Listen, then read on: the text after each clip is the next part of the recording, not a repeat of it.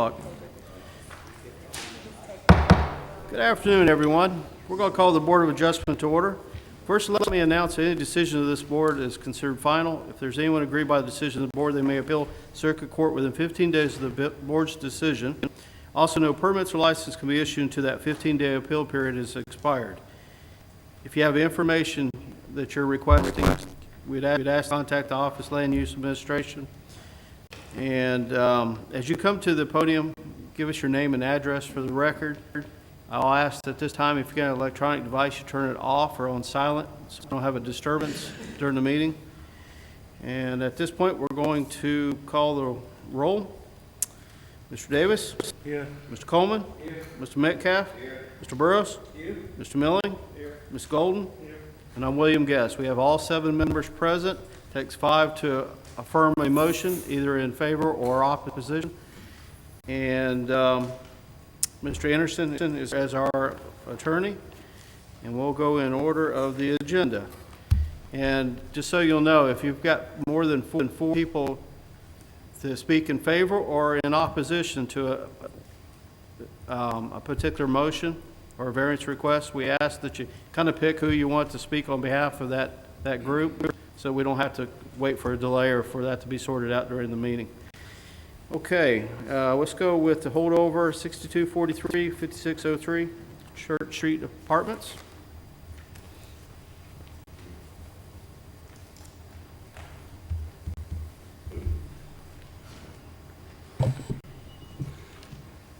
Jerry Bird, Bird Surveying Company for the owner. Address, please. 2609 Halls Mill Road, Mobile, 36606. All right. If you'll proceed. Staff's recommended for approval, subject to conditions. Have you or your client looked at those? Right. It is recommended. We're okay with it. I would like to offer this, though. I know there's people here from the community, from the neighborhood. The last meeting, I think they were the same ones as here. There was concern or questions concerning the amount of rent, the lease terms. The target rent for the 1-bedroom is $700 a month. It is a minimum 6-month lease. That $700 a month does include water service. He will be providing that, but the power will be up to each individual tenant. They will go to the power company, apply, down the deposit. I'm telling you that because that kind of helps on the, move out in the middle of the night type thoughts that was mentioned at the last meeting. There was concern about the 10 units, thinks it ought to be reduced. Now, I doubt they have seen the current plat. I submitted one last week. That's this drawing that's like this. The owner is proposing to eliminate 2 of the apartments, make it 8 apartments. He'll combine that extra space into others, but be 8 units, and we would have that's a total of 8 bedrooms. On this plan that you have in front of you is 8 parking places. Now, the neighborhood was concerned about curbside garbage pickup. They wanted a dumpster. We have added a dumpster, but that's the reason we lost 2 parking places. I would think the curbside would be sufficient, but that's okay. He's willing to go to that to help them not worry about how trash gets picked up, I suppose.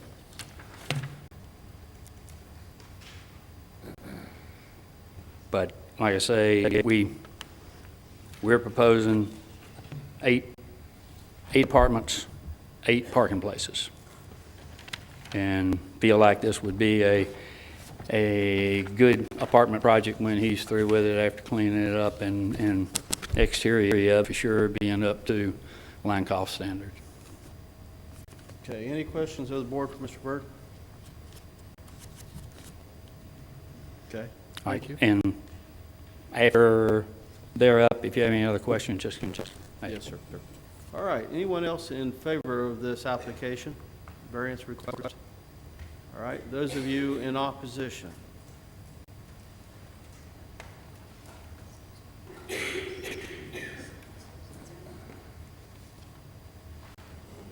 Good afternoon. Your name and address, please. My name is Teresa Tessner, and I live at 272 Park Terrace in the Linecoff Historic District.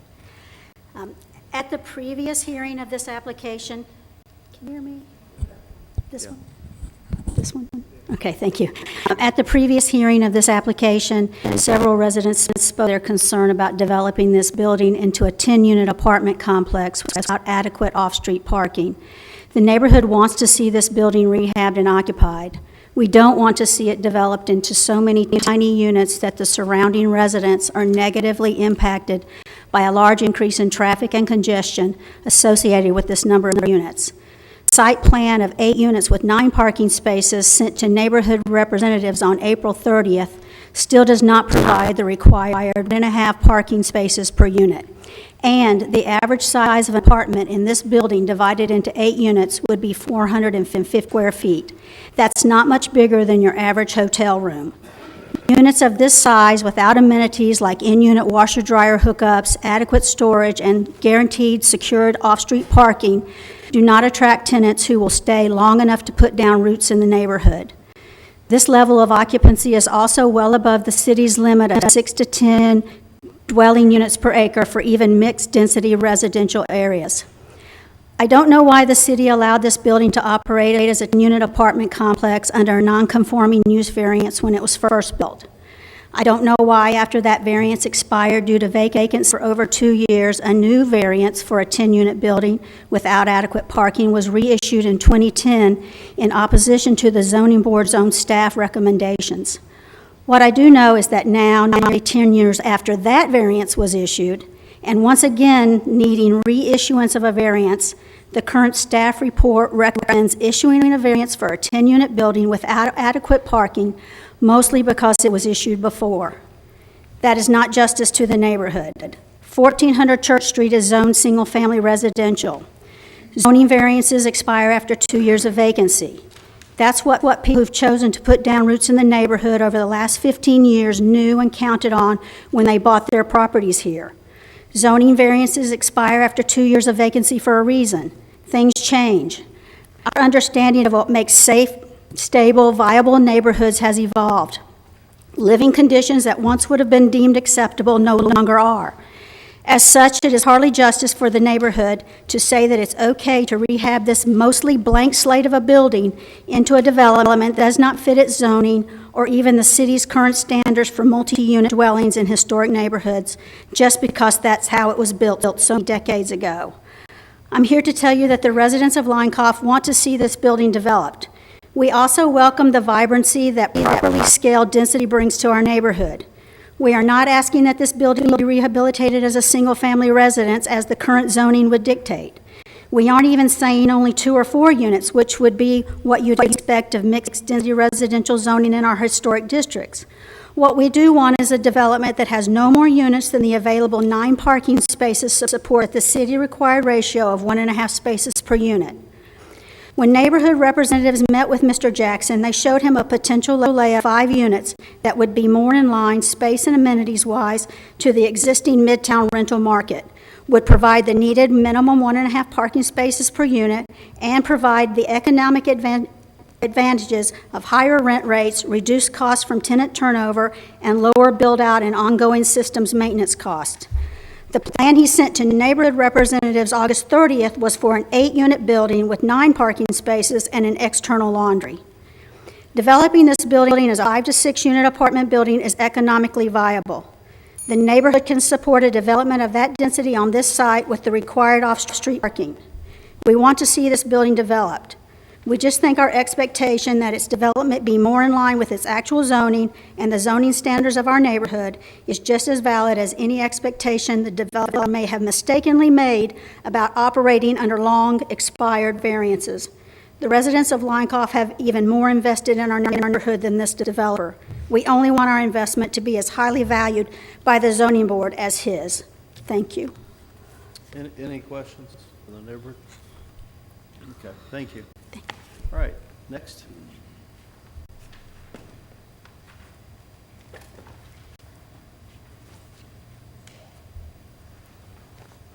Good afternoon. Your name and address, please. Suzanne Schwartz, Linecoff Historic District, 360 McDonald Avenue. Good afternoon, gentlemen. Good afternoon. I'm reading a statement from the LHDNO, which is the Linecoff Historic District Neighborhood Organization Board. At the February LHDNO community meeting, members who received the city's public notice regarding 1400 Church Street development asked that the president announce the development, which he did. In the ensuing discussion, there were many questions, no outright support for the project pending further information. The president and board contacted the developer, Mr. Jackson, and arranged a neighborhood meeting, which he attended. Following that meeting, neighbors voiced their continued concerns to the president and some board members. The president formed an ad hoc committee to again meet with Mr. Jackson.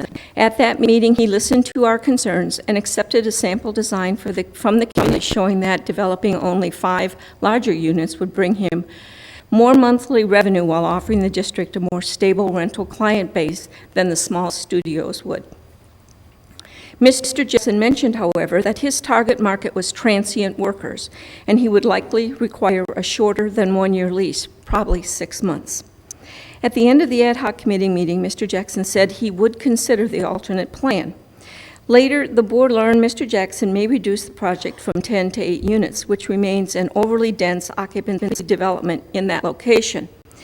The board has since let it be known they would accept 5 or 6 unit development of larger apartments, more likely to bring a more stable renter base and also meet the city's 1.5 parking space per unit standard, and reduce issues related to street parking on a residential street fronting Linecoff Elementary School. At this time, and because Mr. Jackson is not committed to a 5 or 6 unit development, the LHDNO board cannot support the development. The board's objections are based on the city's 6 to 10 unit per acre density standard for mixed use zones under the recently adopted future land use plan and map, as noted in the staff report. This property is only 0.019 plus or minus acres. Almost adjacent to this property and within a 1 acre space, there are 2 other existing apartment buildings facing Everett. Their combined occupant density will far exceed the 10 unit per acre density standard. The fact that 10 units was approved a decade ago is irrelevant to this approval, as that approval lapsed due to no action. That approval came during the worst recession since the 30s. The circumstances in 2010 are completely different and should not be evaluated the same. Further, that approval was apparently for a church to install some type of emergency barrack-style housing, which is no longer the case and which is not appropriate to the historic district in which the building is sited. Parking is not adequate for 8 to 10 units, which will result in street parking. Traffic will be congested because of children's school foot traffic, as well as moms and dads leaving their kids off at school and picking them up. Finally, this parcel is zoned R1 and is surrounded by R1. The fact that it once operated as a multifamily unit over 15 years ago should not sway the board to approve this application. The lapse of approvals after a 2-year vacancy exists for a reason. There is no there is no denying that Linecoff is in an important trend with desirable single-family housing becoming more marketable. Your decision here today can support a trend that will ultimately bring a more stable district to the city and justice to the surrounding neighborhood. For these reasons, the LHDNO board welcomes Mr. Jackson's rehab of this building and offers him our full support, but only if Mr. Jackson will submit a maximum 5 or 6 unit plan for this development. Thank you very much. Do you have any questions? Thank you. Any questions? Thank you. All right, anyone else? Yes, ma'am.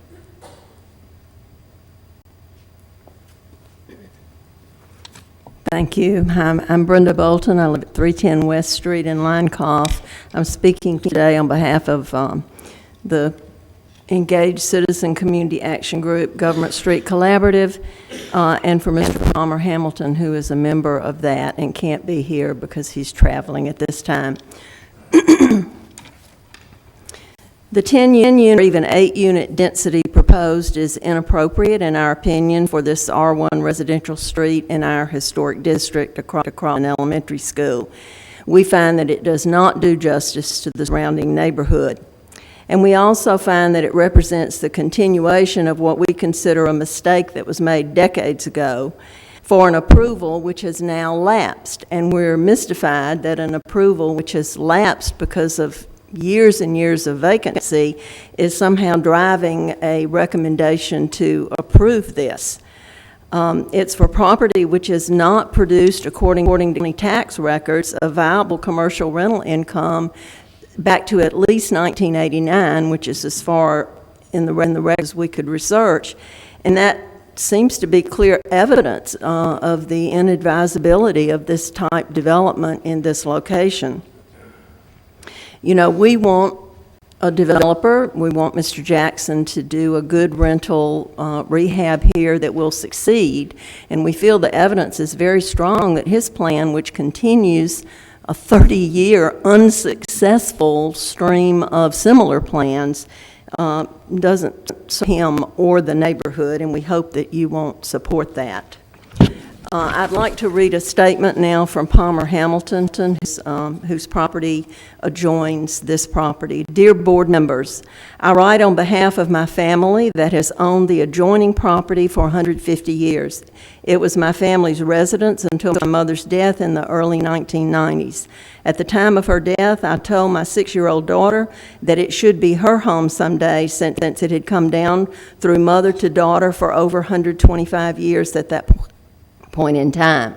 Shortly thereafter, I spent approximately $200,000 on restoring the house, which is at 1407 Government Street. But the back of that property goes all the way over to Church and is the western border of this property that you have the application for.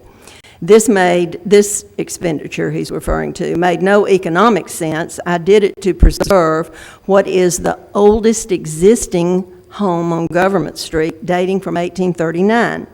I say all this to show my commitment to the neighborhood. Let me share with you what it has been like to reside next to the property you are considering. For many years, it slid down the scale of habitability. For virtually all of my lifetime, it was basically a flop house. Ultimately, it became literally uninhabitable. Realistically, if you approve this variance request and the applicant is permitted to cram 8 to 10 units into this building, within a decade, or at most 2 decades, it will revert to the nuisance it has been for many years. This apartment building and those across Everett from it have been a scene of many crimes, including murder. In other words, what is being proposed is an invitation to continued urban blight. Thankfully, Linecoff is seeing a revitalization. Hopefully, it will someday resemble the regeneration experienced in Midtown. But if the board permits blight like this, realistic revitalization will not develop. Mobile is facing a serious issue of a decline in good housing stock. Linecoff is very much a neighborhood that can flourish, but this will not occur if applications like this are given variances. This is not a hardship case. The applicant was on notice of the requirements that he now seeks to have this board set aside for him. Further, I know that I and others in the neighborhood would be willing to purchase the property from him so that it would not be a further blight to our efforts to save Linecoff. Sincerely, Palmer Hamilton. Thank you. Thank you. Any questions? All right. Pardon? Yeah.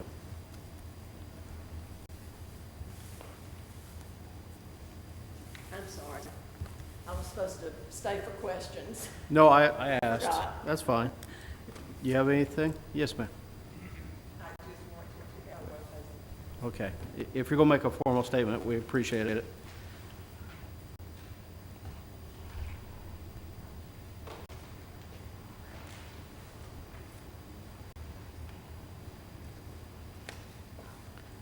Hello, I'm Carol Adams Davis at 362 McDonald Avenue, and I just wanted to echo everything that's been said by the Linecoff Board and the Government Street Collaborative Board. I won't repeat all of the information, but I know many members of the neighborhood agree with this. Thank you. Thank you. All right. Mr. Byrd, do you have anything to say on behalf of your client in response?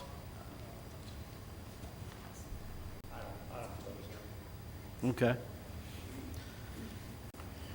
right.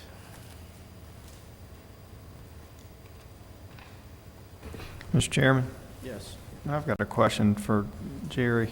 Sorry to do it to you.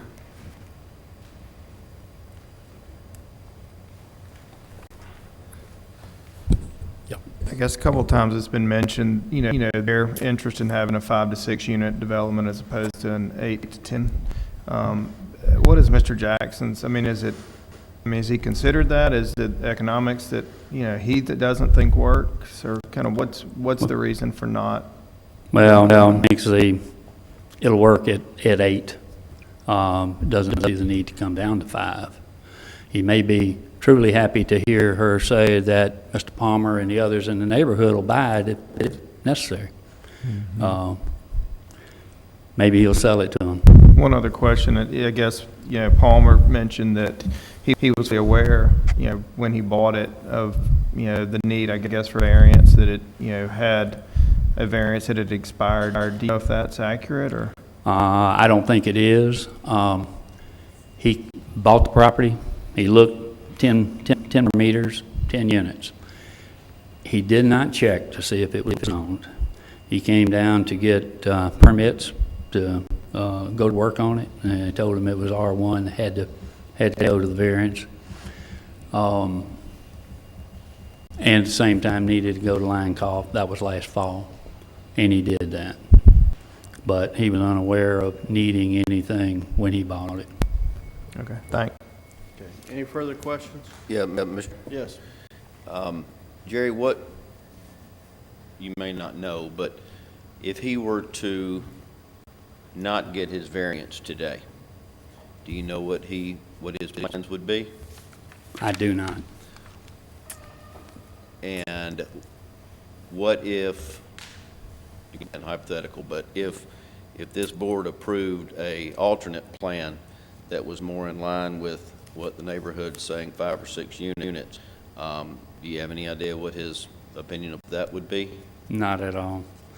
It was just this week, no, it wasn't this week, that when we talked, that he talked about coming to the 8th. And that was April 5th. And I revised the plan then and submitted it to him and to the city.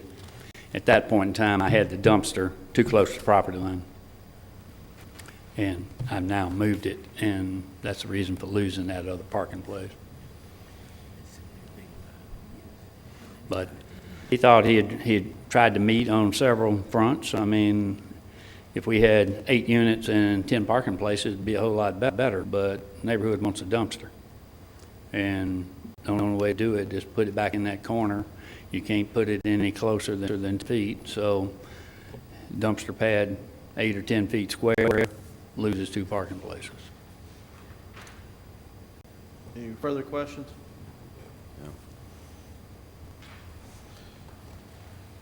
What's the ratio for parking requirement for 6 units?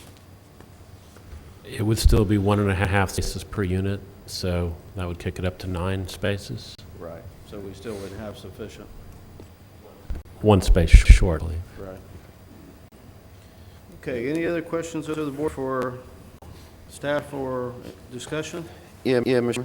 Yes. I guess this is really just more for discussion and for staff, but the applicant has not requested that we consider anything but what his request is. But we are able to make a change to his request and approve something, and then he would have to either comply with it or not. Is that correct? I'll defer to Mr. Anderson, but I would say that you can grant less, but you can't grant more. I understand. Regard request. Because I understand his position, but I also understand the stakeholders. And I don't think it's really parking what you're concerned about. You're concerned about having 8 700-square-foot units with a target market of 6-month leases. I live in Old Dolphin Way, and I understand that as well. So it may be a situation where we just kind of make a decision to alter the request and then have that applicant either comply with it or do something else. And if the neighborhood wants to buy it, you know, that's between them. But I do certainly understand their position. Thank you. Okay. And just for a matter of record, we have a memo from an architectural historian regarding the property. Talks about that it is a registered building with the National Register of Historic Places in the Longcroft Historic District. Really? Is that correct? Is that how I read this? Authorized by the Historic Preservation Act of 1966. Property must be at least 50 years of age. Architectural Review Board has, they would have to review any exterior work, including landscape and all the other conditions for the district. It is considered a contributing building to the district versus a non-contributing building. It is not individually listed, however, but it's considered part of the fabric of the district. Okay. I just want to reference this since we have it up here. Yeah. Mr. And Chairman, also the revised Oh, I'm sorry. drawing. When was the building built? According to the memo, it's listed as 1926. Really? Okay. Yeah. As a single-family resident? No. Yeah. Doesn't look like it. She references the 1926 Polk City Directory, and the building was called the Fern Bank and had multiple units. So it was apparently built as a multifamily. But we don't know how many units back then. She didn't specify. Okay, thank you. Okay. I would like to concur with Mr. Metcalf's statement that there may be a modification to this as far as the number of dwelling units if this board should choose. I do think the dumpster, and it may be a preference for the district, but having a dumpster picked up at certain times of the morning may be more disturbing than having curbside trash pickup, but that may be a preference of the neighborhood. If you have a response, I'd be willing to hear it.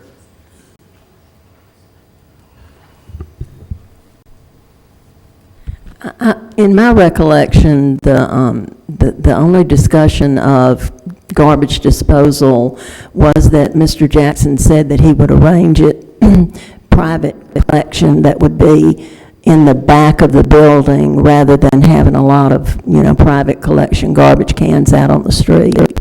So I'm not sure any of us ever said we demanded a dumpster. We did question whether, how he would deal with garbage disposal, and his answer was private collection in the back of the building. That's my recollection. Thank you. Okay, thank you. Ms. Bolton? Yeah, oh, Quick question, Mr. Chairman. Yes. proceed. I guess following up on Mr. Metcalf's recommendation, if the board was to amend to 5 to 6, a maximum of 5 to 6 units, is that something that you feel like that the neighborhood would support? Absolutely, absolutely. And I think we've made that clear from the beginning. And we know this is not a single-family residence. We've never asked for that. We think, when we tried to research, how many apartments were in it back in 1926, we haven't been able to determine that. But if you'll notice, there are 4 main entrances, so our conclusion has sort of been it probably was 4 apartments when it was built in 1926, but we certainly don't know that, and so we can't say that with any certainty, and I don't think MHDC has been able to determine that from records either. So, thank you. Thank you. Mr. Chairman, if I may, just one more item. Yes. It's possible that the site plan might also have to be changed to possibly show an accessible parking space with associated striped aisle next to it. So just bear that in mind, that there may have to be a slight modification to site plan to meet accessibility requirements. Okay. Do you know if it was a city requirement to have the dumpster and the dumpster pad versus curbside? Typically, when we meet with people in pre-development meetings, they're given that option. They can do either. Because they didn't have the dumpster pad and did curbside or some other variation of service, they would probably meet the requirement for parking. They might be able to, yes, sir. Okay. All right, that concludes our comment period. I'll entertain a motion.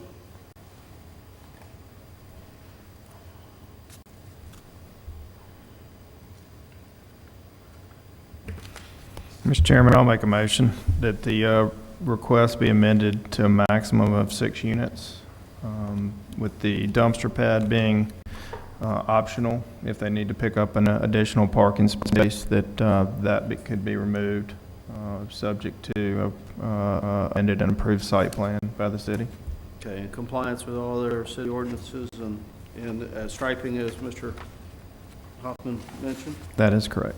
Okay, I have a motion. Do I have a second? Second. Have a second. Any further discussion?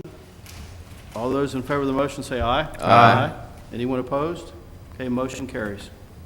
Good luck to y'all. Okay, application 6245, Ryco Signs for Legacy Village.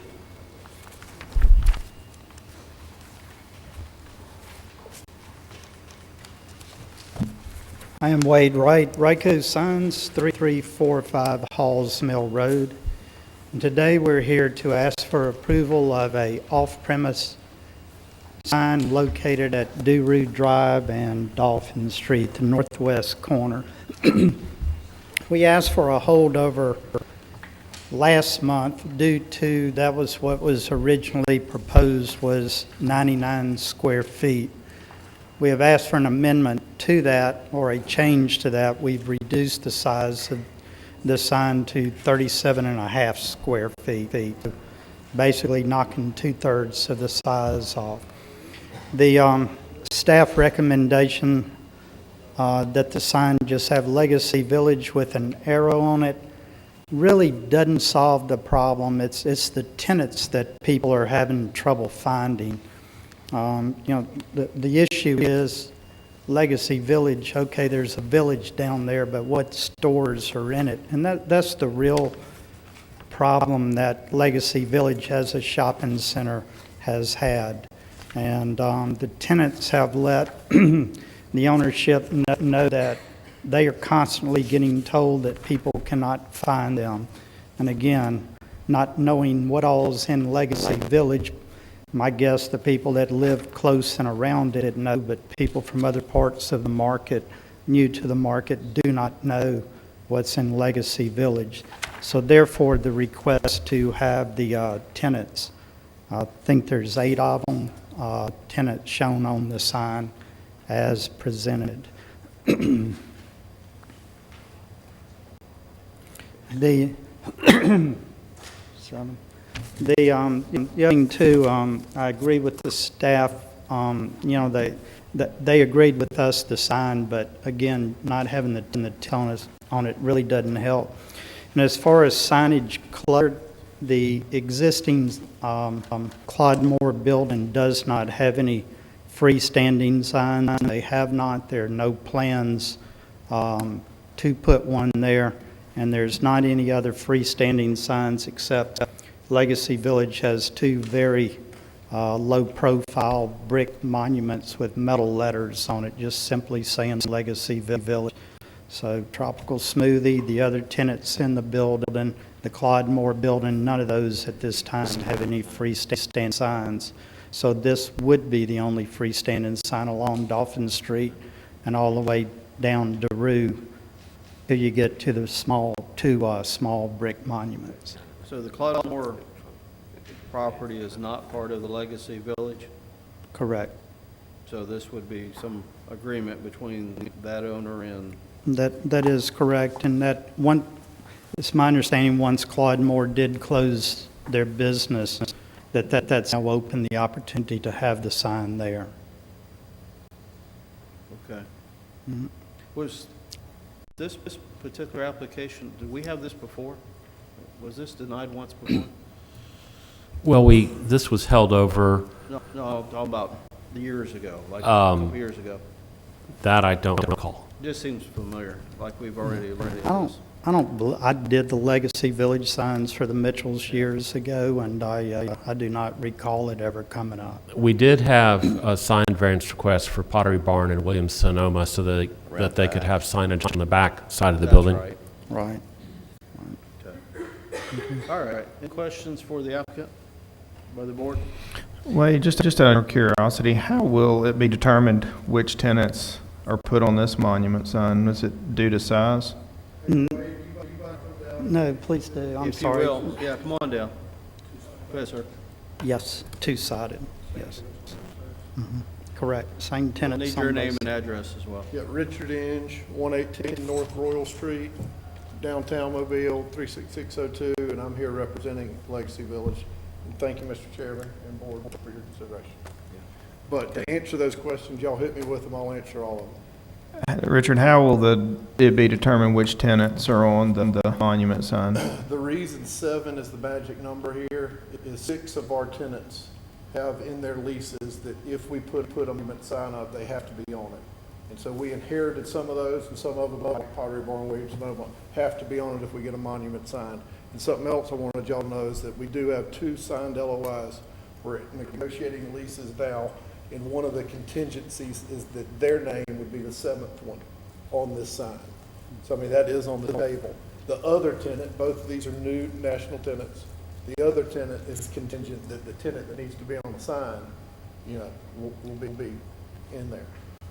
So, I mean, that's, and to elaborate more on the Claude Moore property. So that property, you know, this was never, it's never come up. When the Mitchell Company developed it in 2006, of course, Claude Moore was operating as a jewelry store, wasn't available. They weren't willing to give up their signage. And we bought it in 2014. Claude Moore was also not available. So, I mean, when Howard Moore decided to close his company just recently, 6 months ago, we approached him. We have partnered with someone else that has property under contract. We'll be a limited partner, but we'll be a partner in the deal. And we went to the new buyer under contract and Mr. Moore, and they agreed. They signed this in the middle to allow us to put this sign here, which is a big blessing, a reward for us if we can get your approval. That it's never been available. All of these tenants, which, you know, we've worked very hard to get these folks here. For example, Williams-Sonoma, Pottery Barn, we have other new market tenants, and we spend a lot of money, and this would really help them. This is very important to them. They're doing well, but as you know, retail business in general is a struggle, and they always, everyone, since we teed it up before we signed their lease, it said, we need to offer street exposure. And I just said it wasn't available. Claude Moore was operating. So when this happened, you know, we saw this as a great opportunity. Okay, any other questions? Yeah, Mr. Chairman? Yes. If you get this sign, would there be an arrow that is telling people it's that way? I don't think so. In my head, if we can get that sign right there. You think it'll do it? Yeah, I think people will know it if they got Pottery Barn, Williams-Sonoma at the top, Talbot's Loft.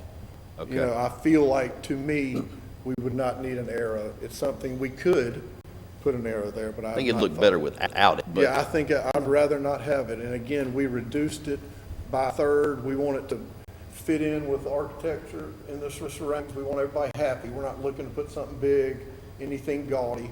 We want to do something high dollar, high end, you know, that looks good, that everybody be proud of. Because, I mean, we're proud of these tenants, and that's something else. I mean, you know, the city should be happy. I mean, to bring in national tenants is tough. And I mean, this will help us, even if their name's not on it, you know, because other people are going to want to be on it. You know, still, that sign with tenants' names, I feel like will generate what we need for more entered in the back. How much, I mean, how would this be illuminated? Will it go on the ground for not, Interior illumination. oh, it's internally illuminated? With routed faces, so just the letters Okay. at night would show. We're going to, of course, dress it up. All that landscaping in that picture will be gone. The clock will be gone. We'll redo all that. Make it as nice as we can. Don't take the clock down. Okay, any further questions? Richard, the Claude Moore building, will it be a single tenant building? or a multi-tenant No, building? it will not. It will have some retail. I'm gonna say 80% of it will be single tenant. No, will it be affiliated with Legacy Village? Negative. Okay, so it remain a free, Yeah, it will Independent remain for property. now. And our partnership that owns Legacy Village won't be a partner. It'd be me as a managing partner of Legacy Village and my partner, Steve well, the reason why I McMahon. asked is that you don't come back in a year and ask for another monument sign, Right. because this one obstructs your, or No, I it get it. confuses people, so. Yeah. Okay. Any further questions? All right. If you gentlemen have a seat, anyone in the audience in favor or opposition to Is there this anything else? request? Did I miss anything? Okay, we have none for the record. Thank you for your consideration. Thank you. Very important to us. Thank you. All right, discussion of the board? Mr. Chairman? Yes. I know that off-premise signs are something that we haven't dealt with often, and, but my feeling on this is that, now, I do believe this property is in the village of Spring Hill. And to me, when you look at other communities, Mountain Brooks and such as that, I think that's kind of what the village and with form-based code is kind of going for, especially in the area. Although it is an off-premise sign and is not allowed under the code, I think it's appropriate in this situation. And I think that their willingness to scale it down was good on their part. They are quality developers and local owners and live in the area, and I think it's a good thing. With that being said, I'd like to move for approval. Before we proceed, I have a question. The mall that, it's not Springdale, Belfair Mall, isn't that individual tenants as far as the mall complex? You mean on their freestanding signs? Yes, they have the various tenants. Yes, they do have individual tenants on their freestanding signs as well. So that's kind of the same concept, only It this is. It's just off-premise. just off premise. Okay. I'm just in support of Mr. Metcalf's motion that this is not uncommon, I think, in the way it's to be considered. All right, have a motion to approve. Second, any further discussion? Any conditions? Nope. All right, all those in favor of the motion, say aye. Aye. Anyone opposed? Motion carries. Okay, good luck to you all with the project. All right, let's see here. Application 6249. And I will not even try to say the name, Mankey, 6630 Rangeline Road.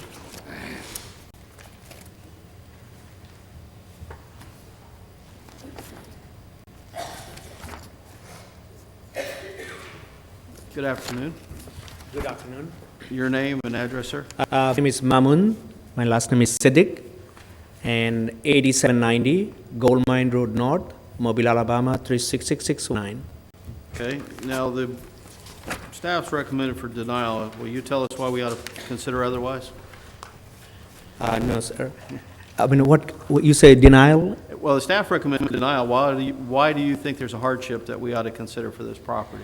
Well, they have opened another location across from the other side of the gas station. So he already have a space over there for 500 or 600 square feet, where is enough space to open a liquor store.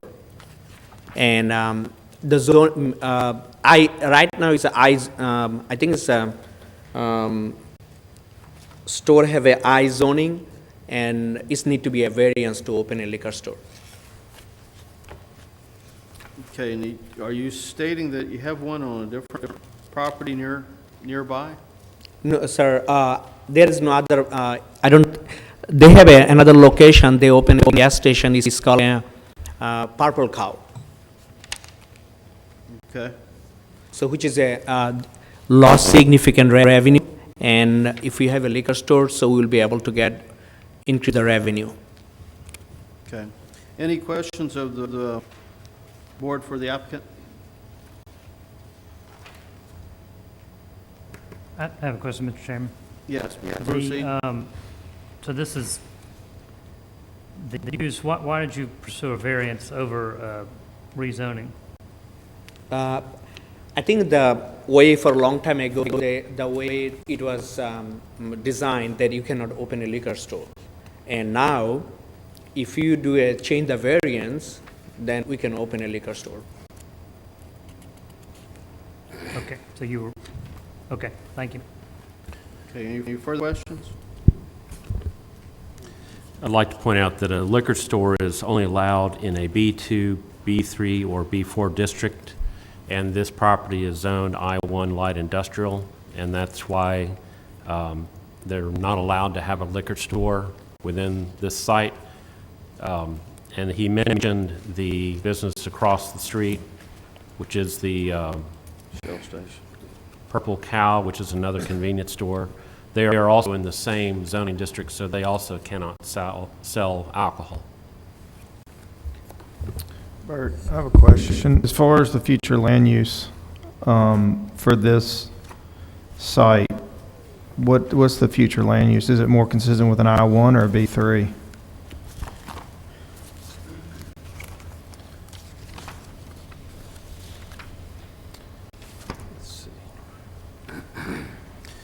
Well, we're still showing it as a light industrial future land use.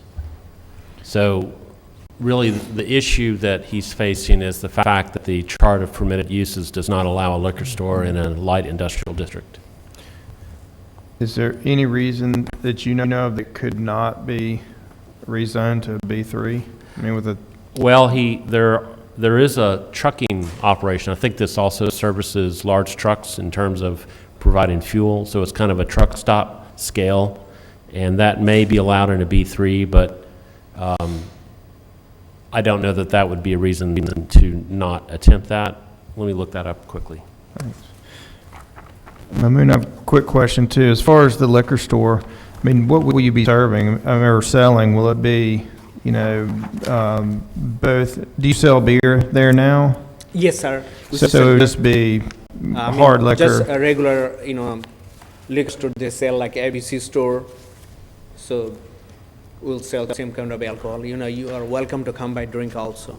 Will it be separated as far as when you walk in, or will it just be part of what's It's offered? separate.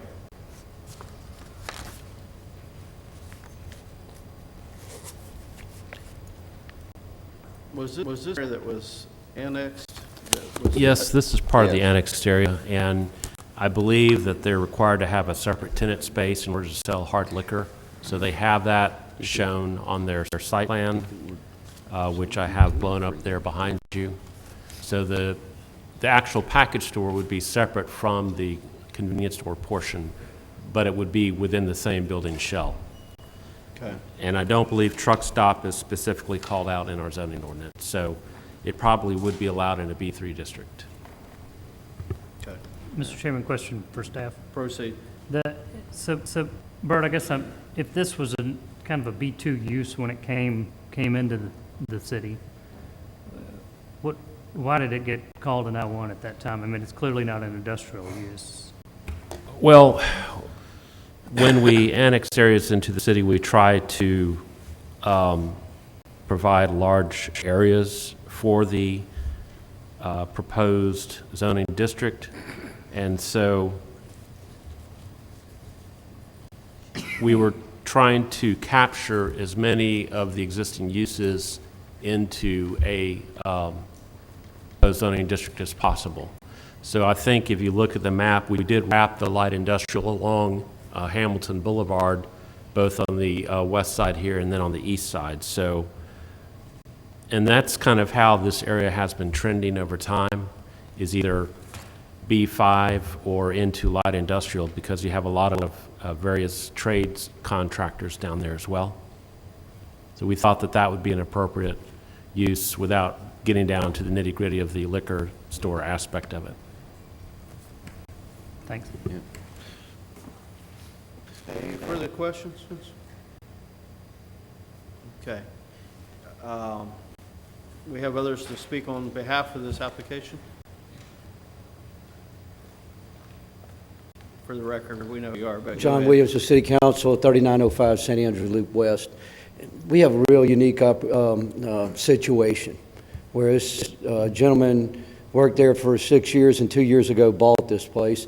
It does service about 10,000 gallons of truck fuel. Well, you know, that it makes it it is a truck stop. But at the same time, the previous owner did not engage in the annexation rezoning process. It was not one of the things that came to me and to change. I don't even know if they were even aware at the time that it was going to affect them in some way. And we're in a very tight timeline to rezoning with a projected rezoning that would not allow it. So we'll be right back either trying to rezone the new code or change the new code at this late opportunity or at this late date, or we're asking for another variance even when it gets rezoned. I found them to be reputable business. It is, there is no other liquor stores in that area, and he's met all the requirements. When he went through the variance process or went to make this application, this is where he thought he was being advised to go. And quite frankly, as Bert says, it probably wouldn't fit anywhere else, maybe B3, maybe, with just the dynamics of the operation. Do you know if they currently sell beer and wine? They do, and I don't know what the quantity is, but the beer and wine, both off premises. Yep. And you're not aware of any problems with? No, none. I have never Associated with that. had a single problem with them, no. Okay. Yeah. Any questions for council? Thank you All all. right, thank you, sir. Anyone else in favor? All right, anyone in opposition today for this application? Okay, bless you. We have none. All right. Staff has recommended for denial, but I tend to question whether or not it would have originally been a B, 2 or 3 under other circumstances, which this would fit. All right. Mr. Chairman? Comments? Yes. Yeah. This area has been plagued by, I'm going to call it zoning problems. I'm not trying to pick on the staff, but not just here, but that annexation right there has created countless problems with the zoning classifications that was chosen by the city. Some examples were clearly I-1 uses that was kind of blanket zone B5, creating non-conforming illegal uses simply by the adoption of the new zoning ordinance. That was not their intent. It just kind of happened. Happened on Todd Acres, it happened on Rangeline, and it happened on Hurricane Bay. This is another example of that, where an owner has gotten caught, not caught as in red-handed, but got caught in a situation where he has a business that would typically be under a B2 or a B3 zoning, which would clearly allow a liquor store, but it just happened to be zoned I1. Gas stations don't require I1 zoning. So I think it is an absolute clear hardship, not having to do with economics, but with the fact that he has an improperly zoned piece of property. Okay. I have a question for staff before you proceed. The sign company that's on Hamilton Boulevard to the, I would say, probably the east of it, Quality signs. is that, yeah, Southern, the sign company, is that Lizzo? Yeah, that's I1. So that is I-1. Okay. All right. Well, I concur with Mr. Metcalf. Once again, that's twice in one meeting. Write that down. Yeah. So, Mr. Metcalf, do you want to make a motion? I can. If you'll proceed, please. I move to approve the application. Okay, do I have a second? Second. Any further discussion? All those in favor of the motion say aye. Aye. Anyone opposed? Okay, motion carries. Thank you. All right, the next application. Okay, we're going to take a 2-minute recess. We'll proceed here in 2 minutes.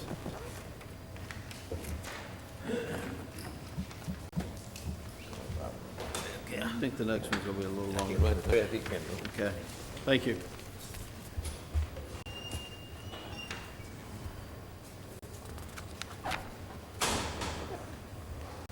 How long ago was that annexed? For about 10 years? This was part of the, I think, 2009 or 2008 annexation that About came 10, into 11 years jurisdiction ago. in 2009. About the time Walmart and Lowe's and all that? Yes, same time. Yeah.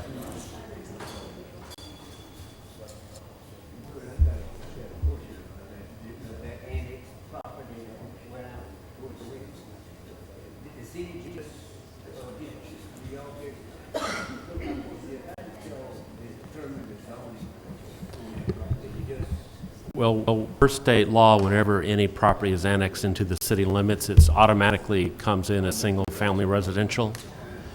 And staff went through a process of identifying properties, their existing uses, and how that might work under our zoning that we would apply to it.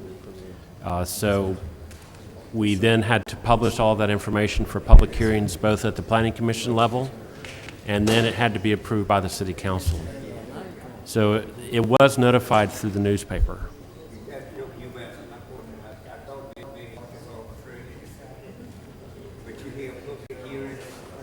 Yes, sir.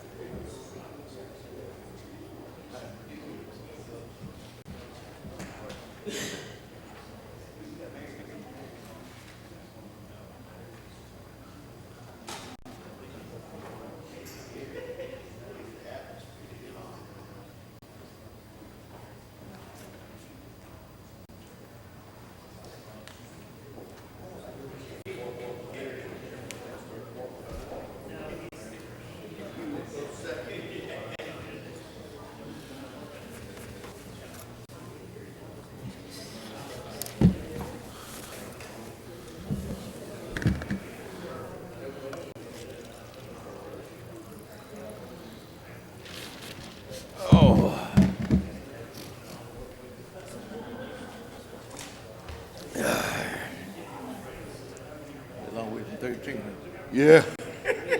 Well, we got 10 more to go. Dang, maybe they won't take long.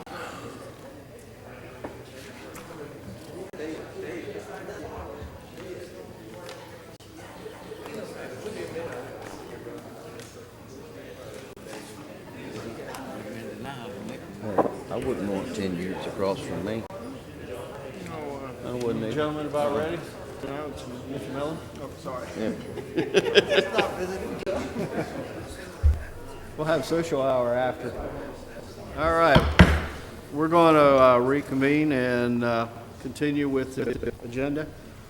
We're on application 46250, Eco Site 2. This is 431 Azalea Road. Your name and address, sir? David Wilkins, P.O. Box 1038, Gulf Shores, Alabama. Okay, now this one's got recommended for approval with some conditions. Have you reviewed those? Yes. Okay. And Mr. Chairman, if I may, number 5 needs to be deleted. There was an issue as to the ownership of the right-of-way and where the property, the west property line of this was in relation to where it was against the city right-of-way, and that issue was resolved this morning, so condition number 5 should be deleted. okay, so we can strike that one. Okay. Is there any questions of the board for the applicant? All right. Anyone in the audience that's in favor of this application? Anyone in opposition? Application 4, which is 6250 for a 150-foot monopole with 10 lightning rod for, I guess, cell tower service is what I Yes, suspect. for T-Mobile. Yeah. All right. I kind of looked at this property as far as where it looks in relation to other structures and how close it is to residential. I understand it's really on kind of a commercial side of Azalea, but I always try to look for the public's interest on the appearance. Has the applicant ever considered a flagpole or some other type of structure to make it blend a little better with the area versus just having a cell tower?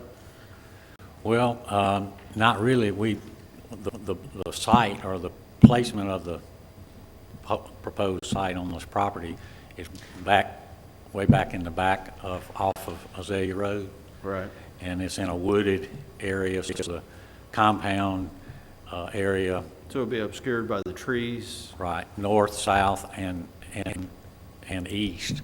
Have trees surrounding it, and then there's a Masonic Lodge building on the front part of this parcel, which sort of shields it from the street view. Well, that was part of the reason why I wondered whether or not it should be a flagpole or some other, something a little more aesthetically fitting for the area. And if it was just in an industrial area, I would say, cell tower's cell tower.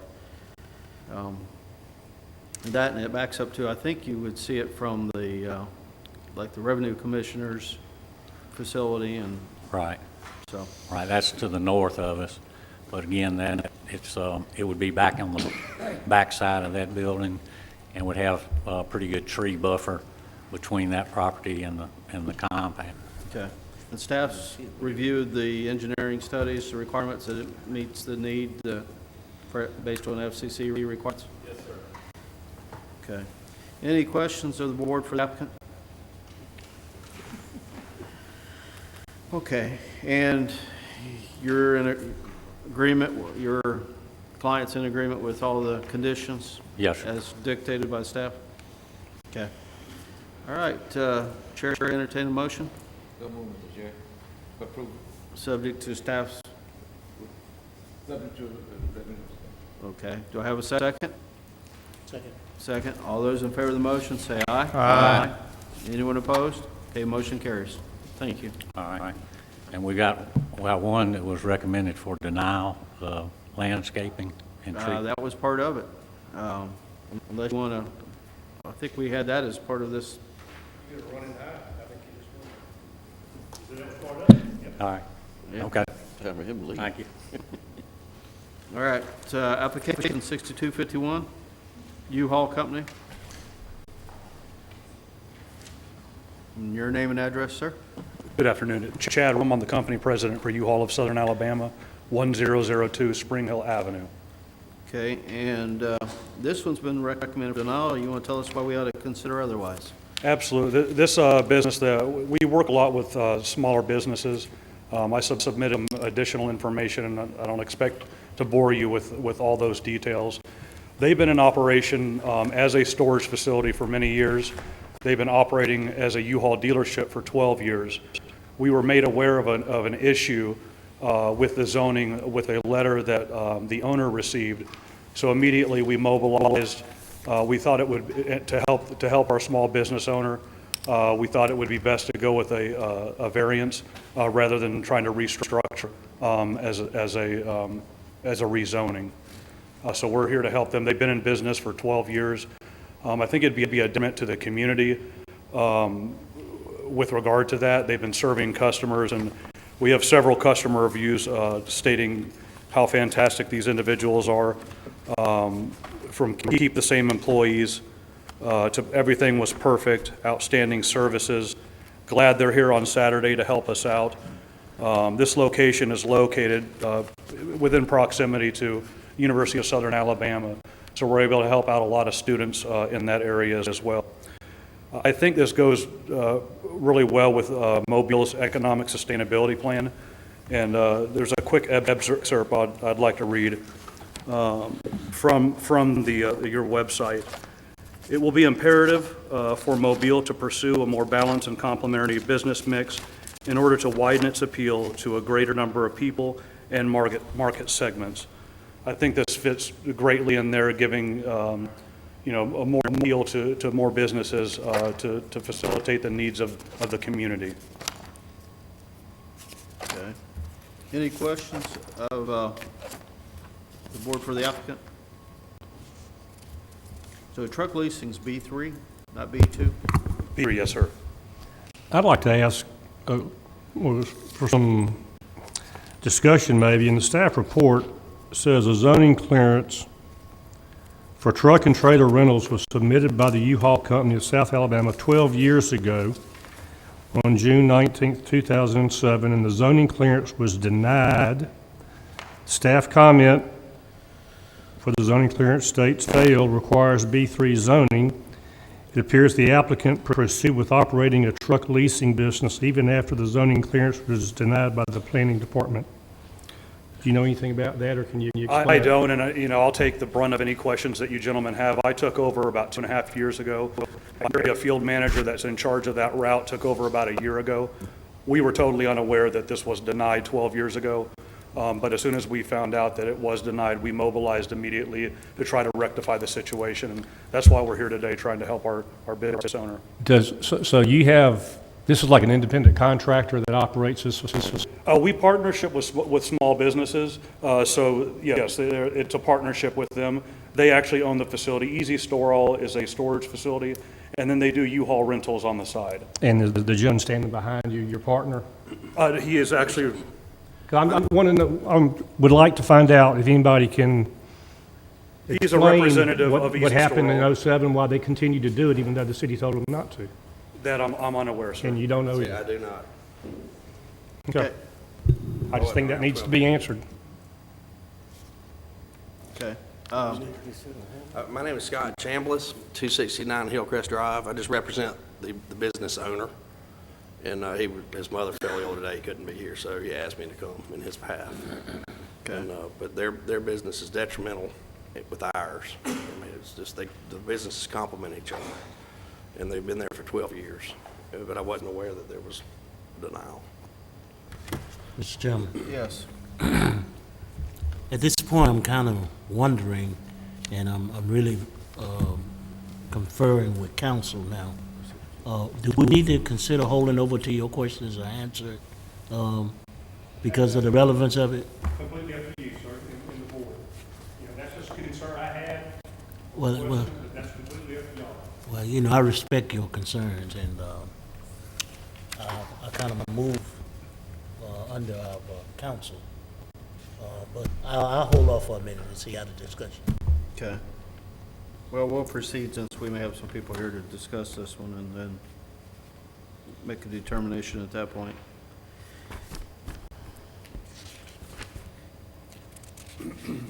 In the packet as well, gentlemen, I submitted kind of an updated site plan of, there were some questions on where the office was located.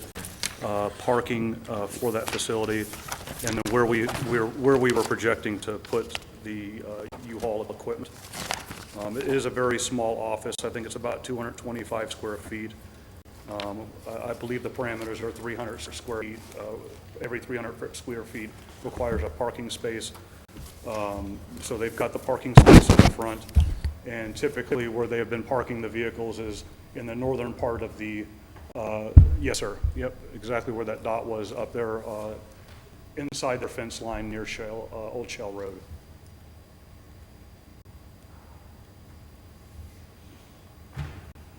I didn't realize this had U-Haul vehicles here until the last year or two. Right. So maybe it was more recent, but apparently not, based on the staff's report. Mr. Chairman, I have a question for Yes, applicant. please. How many, well, just today, how many trucks or trailers are sitting there? 6? Sir, if, Oh, you mean like any given day or today? Well, just, Average, probably 4 okay, trucks and 4 trailers maybe.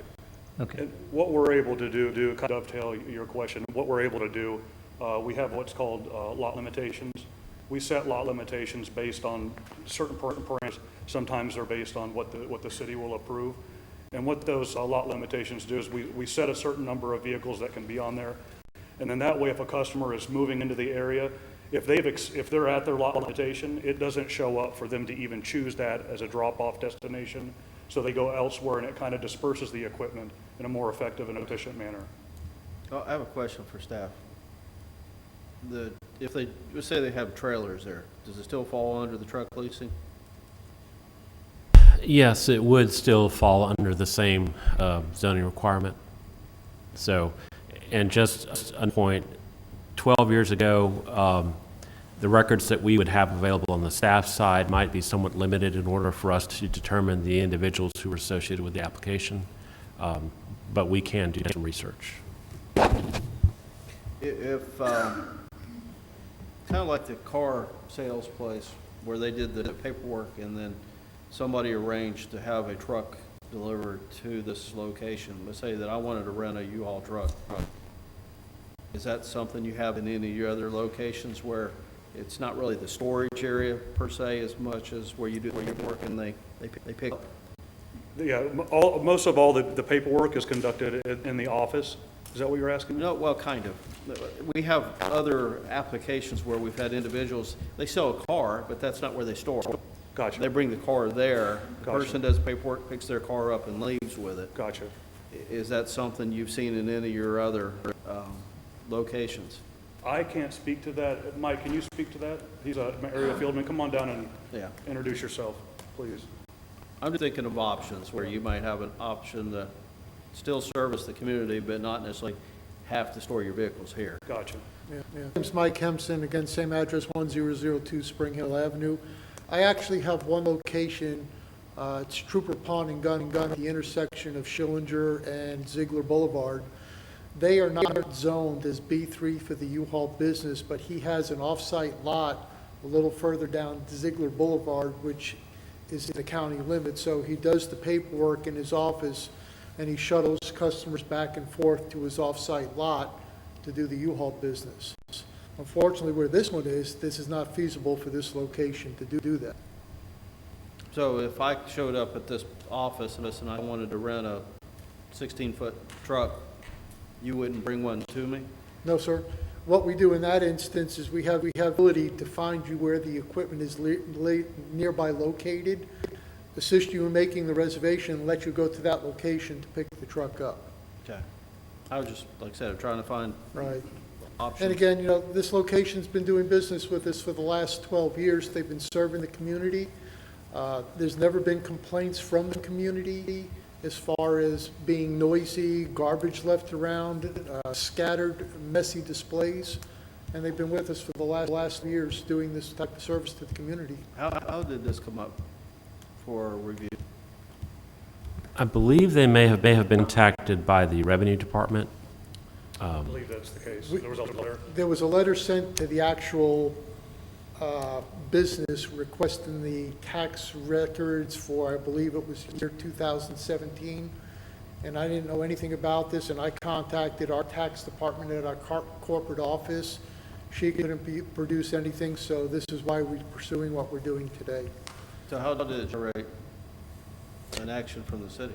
Well, it may be that the city had not received the annual revenue payment as is typical. Whenever a business license issued, it also has to have a zoning clearance associated with it.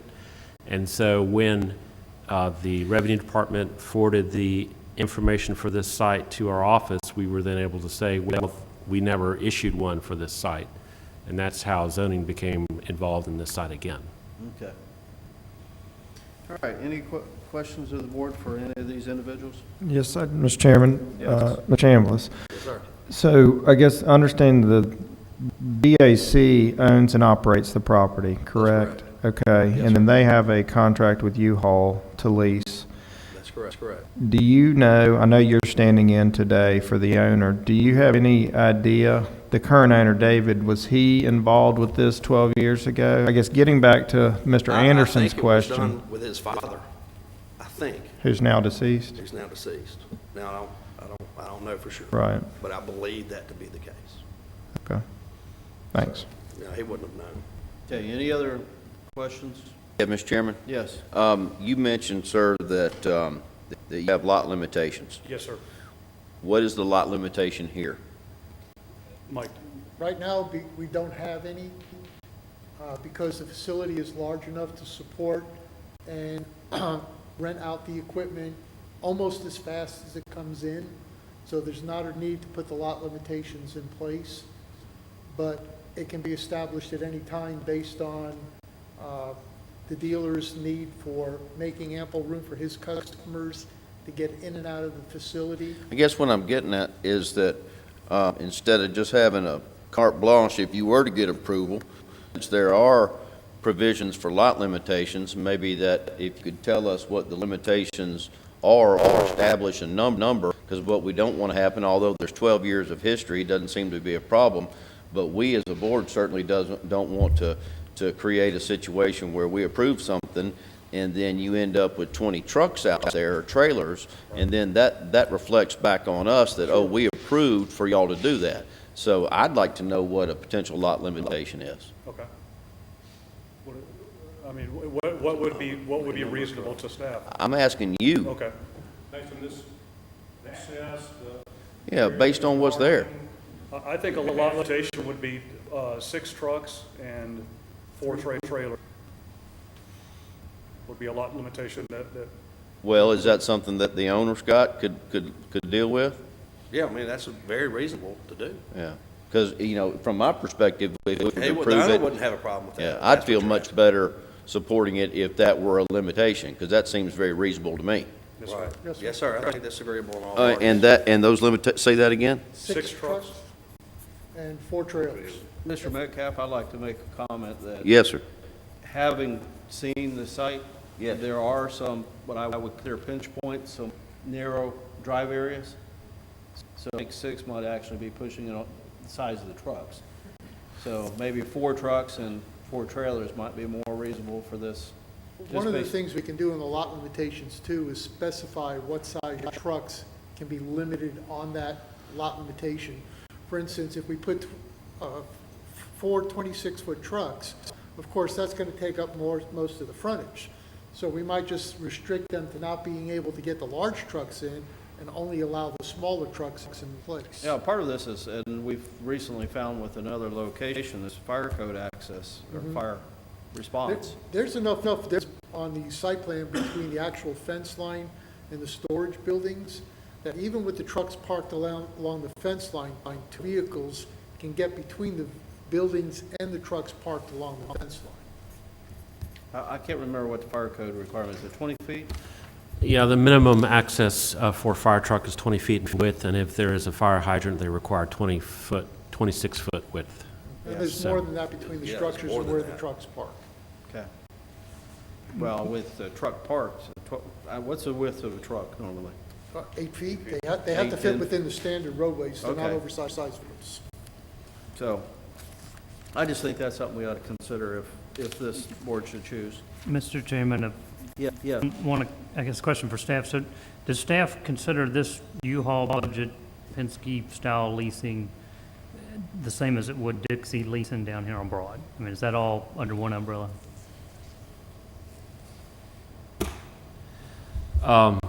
That may be the case, but I would have to go look up what Dixie Leasing is zoned. Well, and I just use them as someone that obviously has a large-scale, heavy-duty truck leasing operation. And so Yeah, I would that's just a say that question. we probably would be treating this the same as that, Okay. yes. And I guess instead of getting down into trailers and trucks and sizes, I would just say number of equipment, number of pieces of equipment, if we go that route. Okay. Mr. Chairman? Yes. I don't mean to belabor a point. I know you gentlemen, it sounds like none of you were around when this was done, but I know that, we as a board, it seems like have been sensitive to the fact of, people who've done something kind of just at will and then come back and try to ask forgiveness at a later date. And so I think, I still can't get away from Mr. Anderson's question of, this came up for approval, it was denied, the operation is still there, how did that happen? And, I guess my question is, how do we figure that out? Or can we figure that out? What's the process to do that?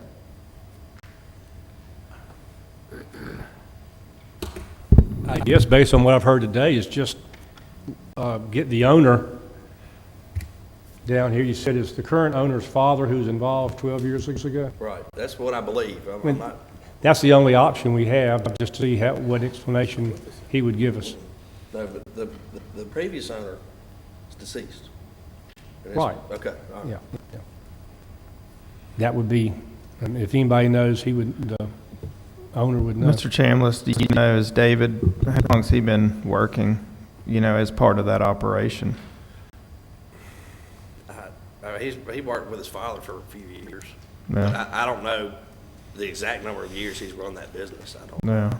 So I've only been with him for about 5 years. Gotcha. I mean, that's the only thing that just, I guess, again, not trying to be an obstructionist, but I just, as a board, when there's something that seems to be, pretty open and overt that it was denied, and then the business operation just, still operated there, and it just seems like to me that Mr. Anderson has a valid point.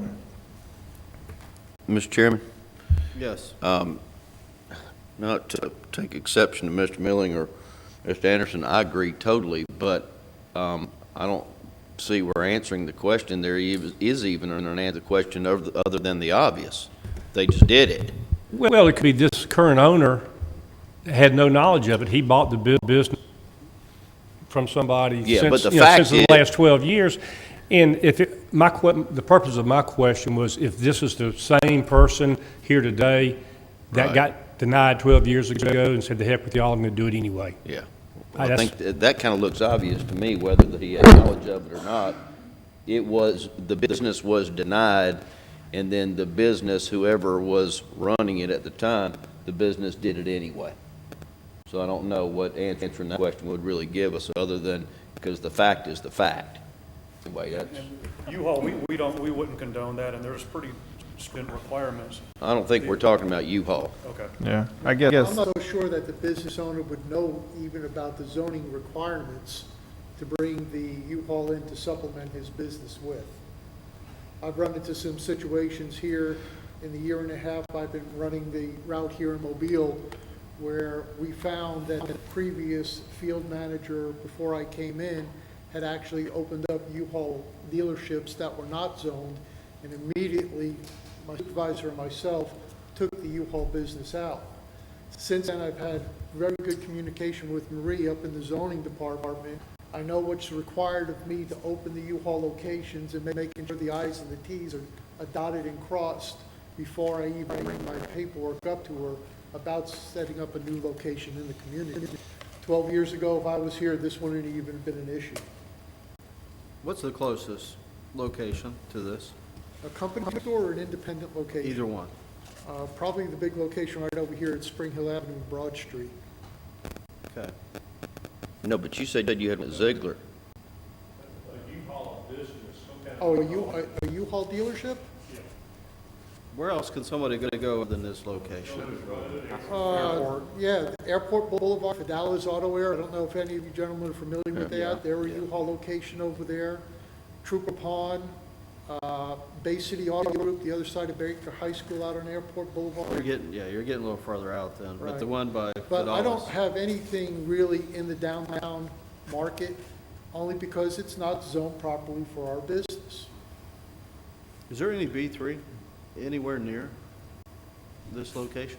I have the map up behind you, and based on this locator, the nearest might be out at Cody, which is going to be just off the map to the left, and University, which will be, Not University, Cody. well, Cody will be to the west, and then the next street over to the right would be Hillcrest. I don't think there's any B3 right at the Hillcrest intersection, so then you would have to go on down to Old Shell University for B3. Okay. My only thought is that this particular location does probably serve a large community based on the pattern of the students and the others in that area, but I'm not sure that, as Mr. Milling stated, the 12 years or so of non-compliant use of this property warrants continued just based on that particular need. All right, anyone in the audience in favor of this application? Anyone in opposition, once again? Okay, we have none for the record. Thank you, gentlemen. Thank you, gentlemen. Thank you for your All consideration. right, comments of the board? Chair, entertain a motion. As it sits on the agenda today, the staff recommends for denial, and we do know that they've had several years of non-compliant use. Oh, Mr. Chairman, I still hold my position. And I want to be fair to everyone. Excuse me. I would not want to deny the application or be a part of it, and I do not want to approve it. Here again, counsel is very important to me. And there were several things that went unanswered with severe clarity. And based upon that, I'm still holding my posture that perhaps we need to get some answers prior to really dealing with this one way or the other. so you're making a motion to hold over Hold over, yes, sir. 30 days? However the board feel, 30 days would be fine. They should have enough time. They should have enough time to come back with answers to satisfy us. Okay, I have a motion to hold over 2 days. Do I have a second? Chair will second the motion. Any further discussion? All those in favor of the motion say aye. Aye. Anyone opposed? Okay, motion to hold over 30 days is approved. We're going to reconsider this in 30 days, gentlemen. And if you'll get with the staff, it might be helpful for us to expedite the review process.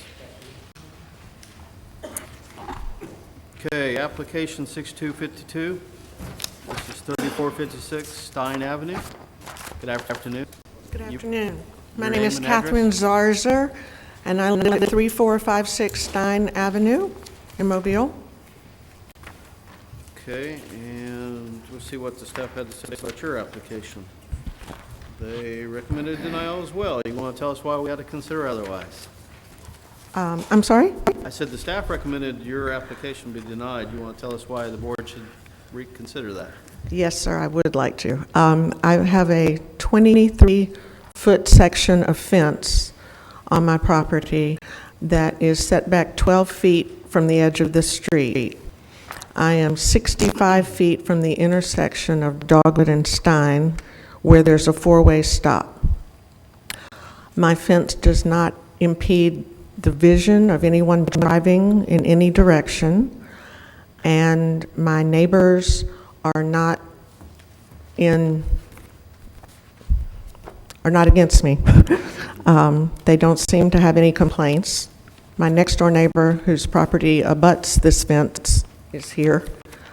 I have a 90-pound dog that would go over a fence that were any shorter than 6 feet. Okay, now, how long has this fence been up? About 6 weeks. Okay, did they get a permit to put it up? Yes, sir.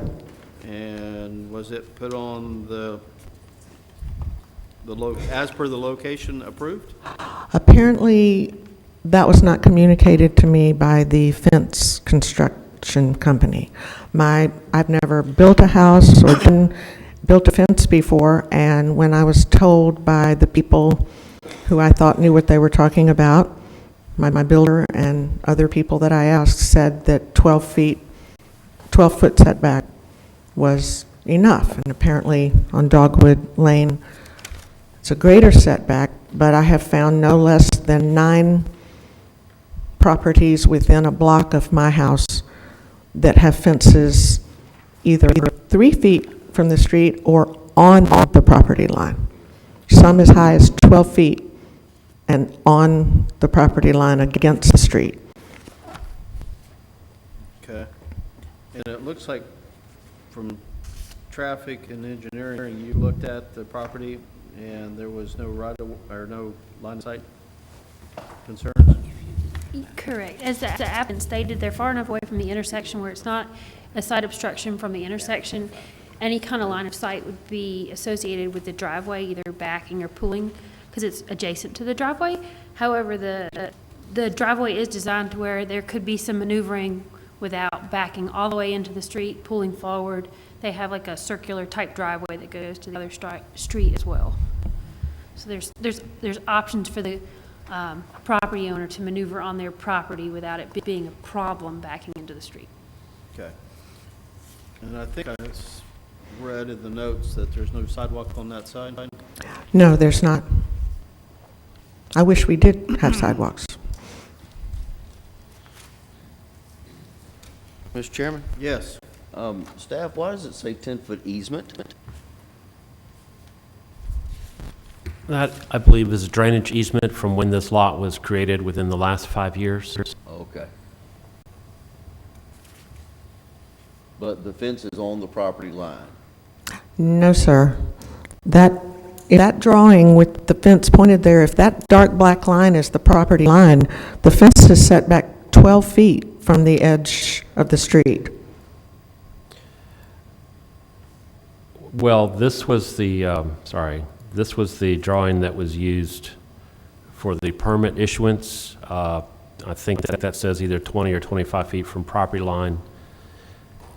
So the fence appears, based on the drawing that was submitted, to be on the property line, and then, of course, there'll be some green space before you actually hit the edge of asphalt or the curb and gutter. So it's on the property line? It can be on the property line, but it still could be feet. 12 feet from the edge of asphalt. No, I understand. And I think maybe you're confused about property line. Does my property not go out to the street? No. It doesn't go, so it's 12 feet back from the street. Right. That's from the right-of-way. Your property line is inside of the right-of-way. Just because you have grass out there doesn't mean it's yours. Okay, You got to cut it, though. thank you, yeah. Okay, but it's 12 feet back, though, from the edge of the street. And then, but the issue is the 6 foot, because it's on that street. The issue, yes, is because of the height base that it's on the setback and the fact that the house behind it fronts onto Dogwood Lane. If the house behind it did not front onto the same side street, then they could have placed it within 12 feet of the property line. But since it does in fact face on the dogwood, technically they have to have a minimum of a 20-foot setback for a fence that's 6 feet tall. So she's getting hurt because she's got dual frontage. Well, she's getting hurt because the house that's behind her has access to the same side street that she does. Yeah. And this is the neighbor who lives in that house. Okay, can you pull up the drawing that shows the other house a little better than this? Okay. So which house are you referring to that's impacted? The one that's to the north? Well, this house, the way the ordinance is written is if there was another street back here and this house faced this other street, then the side yard for this property and the side yard for this property could be as little as 12 feet. But because this house instead faces Dogwood, and this Dogwood is the side yard for this property as well, that means that their fence has to be set back at least 20 feet from the right-of-way edge so that there's no line of sight obstruction for the driveway. Your cursor doesn't show, he thinks the cursor on the computer showing on that screen. That's right. It's not No, showing. we're not seeing anything. The house to the north. Yes, sorry. The house directly above my house. that This house, yeah. So because this house faces this direction, the side yard on this house has to be 20 feet. If this house instead faced the street here, then the side yard for both houses could be 12 feet, based on the zoning ordinance. I think you have the answer to our question. If you'll come to the podium, please. And your name and address. I'm Mary Ann LaFleur at 304 Dogwood Lane, the house y'all are talking about. Yes, we do bed up, but my driveway is on the other side of the property. That's what I was getting ready to ask. Yeah, what I have is, in front of my house, I have a little semicircular driveway, which we never use, but the driveway with the actual cars is on the far side, so that fence is no obstruction whatsoever to us, and it's not a problem, and I don't see a problem. And when you're driving up the street, it's not in the way of traffic. Okay, well, further up the street, do you know of any other homes that have fences similar? Yes. I'm asking her. No, you're fine. Yes, there's many of them. And the school right across the street is the biggest offender. It has one on the street right there, a 12-foot fence right on the street. There's no setback whatsoever. Okay. All right. Any questions of the board? All right. You have anything else to add? No, but I don't see a problem with it. Okay. I'm the only one that's really affected. Okay. Anybody else in favor of this application? That wish, you ladies have anything to add? Are you part of this? No. Okay. I appreciate your patience. There is a letter that y'all have Yes. from the Donnells that live directly across the street. They're on the corner to the left across Dogwood. Their front door faces that fence, and they've submitted a letter in support.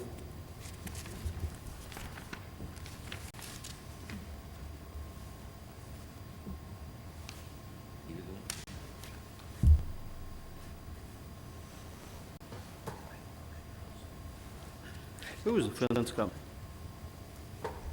Mobile Fence. Okay.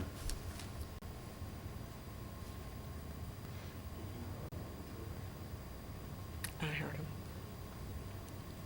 And there was a permit for this? Yes, sir. Right. So did they find this when they went out to do the closure on the permit? I think when they went out to do the final inspection for the house, it was observed, yes.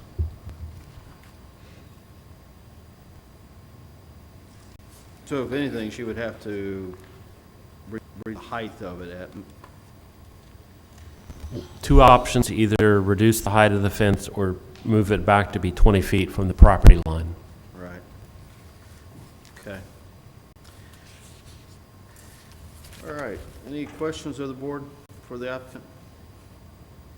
Or any further discussion? Chair entertain a motion. Move to approve. Second. Have a motion to approve. Second, any conditions? Okay. All right, I have a motion to approve with a second. All those in favor of the motion, say aye. Anyone opposed? Okay, motion carried. Thank you very much. I think next time Mobile Fence comes in, you all need to have a heart-to-heart with them. Seems like we've had one or more of theirs in here before. All right, application 6253. You had to watch all this fun throughout the I last did. 2 hours. I did. Your name and address, please. Ann Weaver, and it's 4 Benedict Place in Midtown, 36606. All right, and let me find you on the agenda here. And you're one of the lucky ones, too. They're recommended for denial. You got a structure 3 feet, no, wait a minute, within the setback. And there ain't a whole lot of write-up on yours. So tell us why we ought to consider it.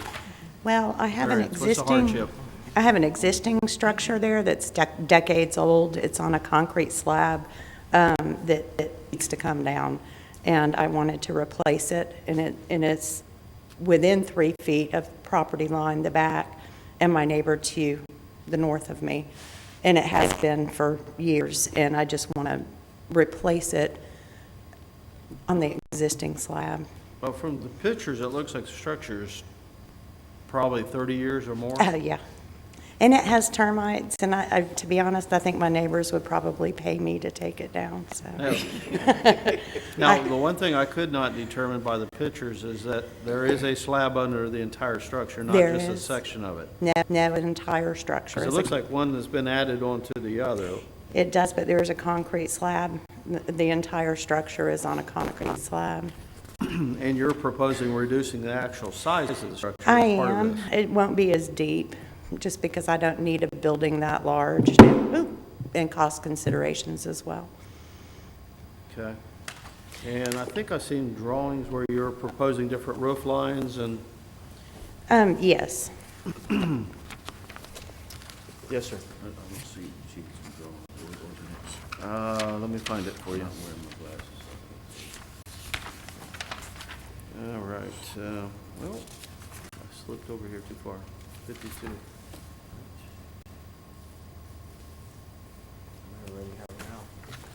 And that's not necessarily set in stone. 52 out already? 52 may already be out. No, this is the fence one. Oh, here it is, 53. Here, let's see if we got, here's the structure. It's got lap siding, it's, you tell it's fairly old. I just couldn't tell if there's a slab under. Right here. So she's got tough shed. So it looks like you're utilizing tough shed for a potential contractor? That's what it's been recommended to me. Are they gonna build it on site? They do. They build it and they bring it on pallets and then they construct it there. They assemble it on site? They assemble it on site. Okay. And there are changes that, can be made. I can change the roof line, what it is now, facing this way instead of, Mr. Chairman? Yes. Staff, if she brings in a pre-manufactured shed, those usually come on skids, on 4x4s. If she's putting it on a slab, maybe I ask her, how do you planning on setting it on top of the slab? Mm-hmm. Okay, not building it from scratch? No. On the slab, okay. What do we require as far as down and all that? Because it really, she's just gonna set it on the slab. Well, the building code doesn't require a permit for a storage structure of less than 200 square feet. If it's more than 200 square feet, they would require a permit, and it would require anchoring to meet the wind load requirement. Is that the reasoning for the size of the shed? no. No. But I think Tough Shed has come through the process multiple times now, and they're aware of the requirements. That's what, they've been pretty helpful in Okay, all right, thank you. Normally, when we have a structure that's within the setback, it's a condition, if we approve it, that they have downspouts and gutters that help control the runoff. Yeah. Stormwater. And I'm sure they're familiar with that as part of condition if they've had any other structures. Because I know they do bigger, much larger Yeah. structures. All right, Mr. Milling, did you have a question? All right, anyone else on the board have a question for the applicant? All right, anyone in the audience in favor of the application? Anyone in opposition? Okay, we have none for the record. Now, the one thing about this, since on a, what do you call it, Mr. Metcalf? Like, more or less, it's on a frame. It's on skids, Skids. yeah. You could meet the requirements of having a little bit farther away from the setback, Well, or with, you know, yes, sir, there's an existing concrete driveway that goes to the edge of that far north edge. So to do it further in, it'd be a little bit odd with that existing, the slab and then the concrete drive going up to it. I could bring it back, probably, you know, just for appearance's sake, would want to, you know, remove the concrete drive or, no, I understand you're trying to keep it on the slab. right. So maybe I misunderstand your question. No, I think,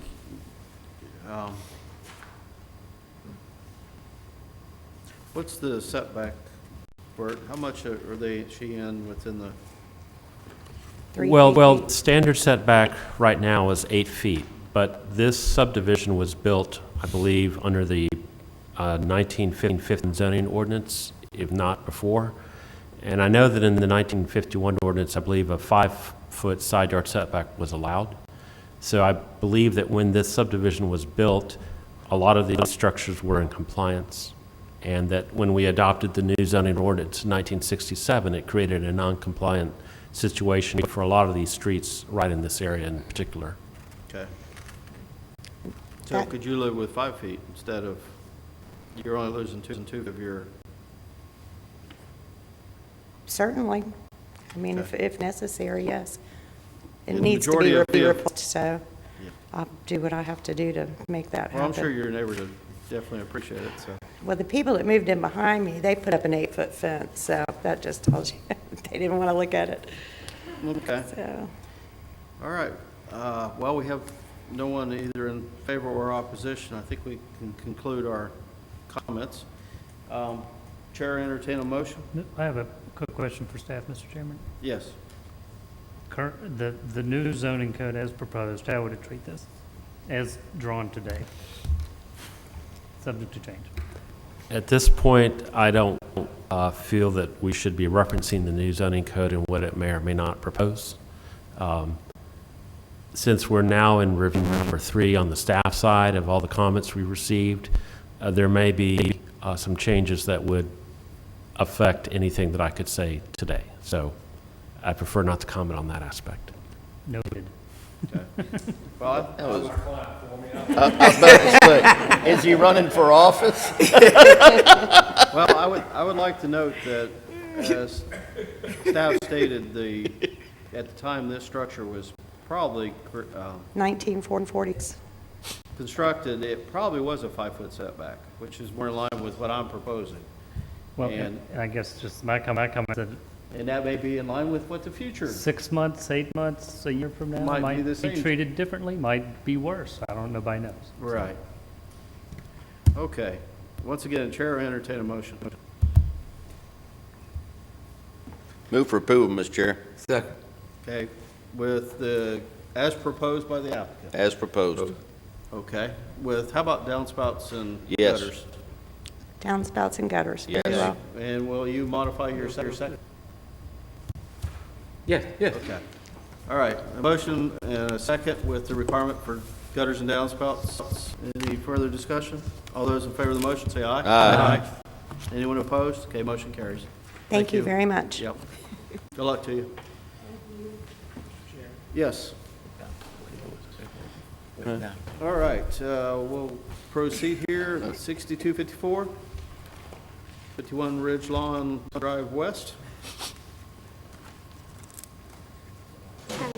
Kim Metter, 51 Ridge Lawn Drive West. And you're particular application has been recommended for denial as well. Yes. Tell us why we should consider otherwise. I love Spring Hill. I love Ravine Woods. We are asking to build a pool house / guest house in the backyard. I have 3 additions on my home. I cannot add on anymore.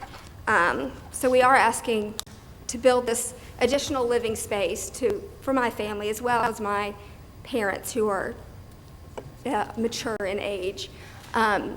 We think that they will probably spend a significant amount of time in the guest house as they age. Okay, and we've had quite a few of these lately with ancillary kitchens and things like that. If they don't have the kitchen feature, then it's considered acceptable, right? Yes, well, Typically, if you don't have the cooking facility, we would allow it without a need for the Board of Adjustment. Okay. I worry that they wouldn't be able to be comfortable shuffling into my existing house from the guest house. I think if they wanted to make breakfast for themselves, that they could use a small stove or a range, fry an egg, and cook. What's the size of the structure? 1,000 square feet. Okay. All right. Any questions of the board for the applicant? Okay, is there anyone here in the audience either in favor or opposition? Okay, we have none for the record. We had one of these just last month, right? There was one Yeah. on Jordan Lane. Yeah. And how did we vote on? The last 3 months, the last one was on Jordan, and it was And what about? No, it was approved. That's what I was told. It was. Mr. Burt, can you tell us, do you know for sure? It was. I believe that the one on Jordan Lane was in fact approved. It was. It was the one on Birchwood Drive, which was always all the mobile home, that was not approved. Yeah. Okay, the mobile home one I remember more so. And I know that the new, and I'm not going to go there with the new codes, but that's something that's being considered as part of the discussion. It has been on the table for consideration, yes, Yeah. sir. Yeah. Okay. And this is probably going to continue to come up for the board more frequent. Yeah, and the philosophy behind it, because when I was at the podium and not sitting here 20 years ago, I tried to get a couple of them approved, and the city's philosophy was that they don't want rental. Yeah, today it might be for mom and father, but 10 years from now, it could be a rental apartment, and you have some college students living in the back of a nice subdivision. I don't have parking for any type of rental. There's no way you can to pull a car up into my driveway and leave it there. This could never be a rental unit. There's no parking. Okay. Or an A and B. I mean, it's just not. Yeah. All right. Once again, any questions of the board? All right. Chair, entertain a motion. Mr. Chairman, I'm on a roll today. Yeah. And I'm going to continue it. I think that, although I understand what Mr. Anderson said, the theory behind it, but, no. But I think it's stupid. I think having even a rental behind your home, that a homeowner is going to be a hell of a lot more careful and worried than the rest of the neighborhood. Right. I live in Midtown, they're little apartments, and I think it's fantastic. So, and I think that's beautiful. So I say move for approval. Thank you.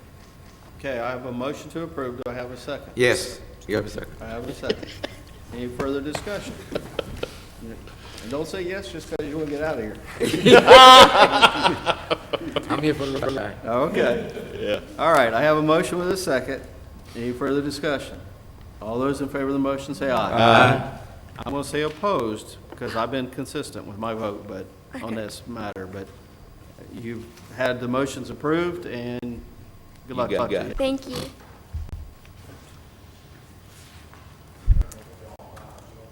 Yeah. Yeah, I think I voted Really? no on yours too, Trey Anderson.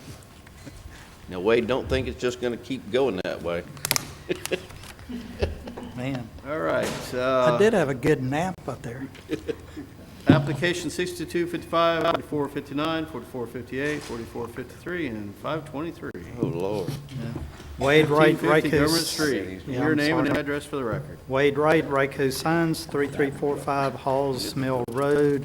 And we would like to respectively agree with the staff's recommendation that this be held over till next month. Okay, and just for a matter of I don't know, it might be good to consideration, go for it. though. are any of you folks in the audience in favor or opposition to this particular application? Okay, the applicant's reps requested to hold over until next month is sufficient? Correct, Okay, you think 30 days is good? correct. Okay. All right, I have a request for a holdover. Any questions of the board? Chair entertaining the motion. I have a motion. Do I have a second? Yeah, have a second. I have a second. Any further discussion? All those in favor of the motion, say aye. Aye. Anyone opposed? Motion carries. All right, See thank you you, next gentlemen. month. See you next month. All right, Mr. Fleming, 6256.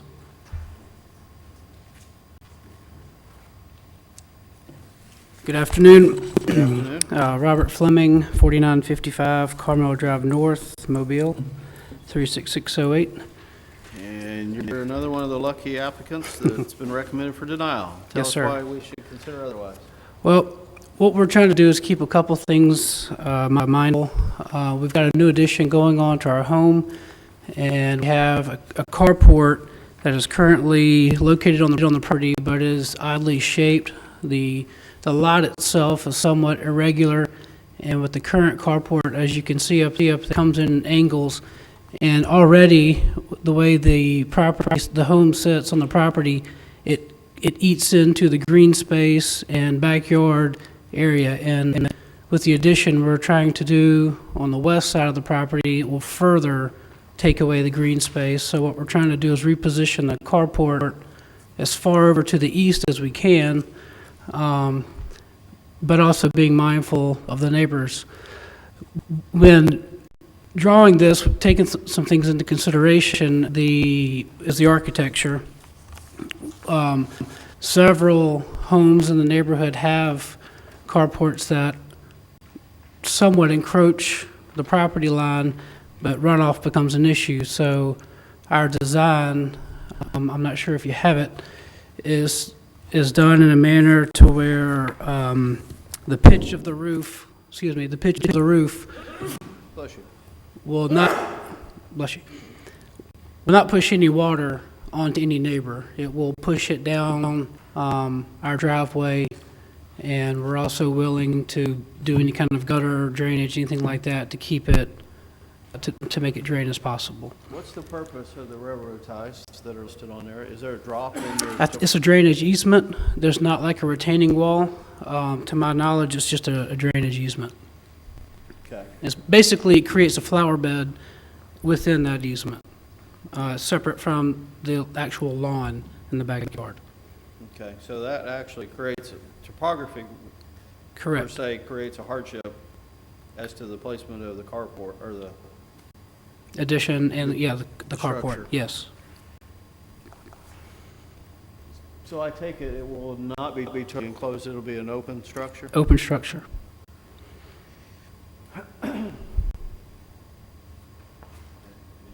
Yes. Yes. Mm-hmm.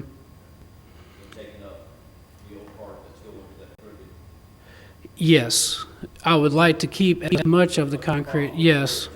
Yes, that, and then that will become yard, or sidewalk, or entryway into the, there's a porch there just below where his existing house. That would become our new main entrance into the back. Can you go to the elevations? What side, what is the view of the front of it coming from, approaching it from the driveway? The bottom left, Okay, and then how about the side closest to the property line? that will be top right, I believe. And then closest to the facing your new addition? Would be the top left. So pulling into the driveway, you would see the bottom left from our backyard, you would see the top left. Okay, so you got the roof pitched to where you're not dumping anything sideways? Everything, no, nothing's being pumped to either side. The top right would be what my neighbor to the immediate left would see, and they're okay with that. Okay, go back to the one that shows it on the site. There.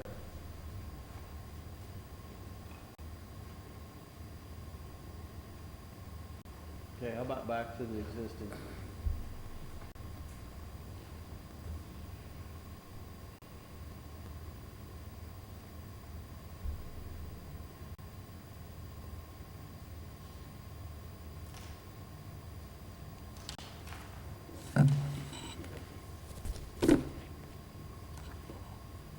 How far is the existing off the property line currently?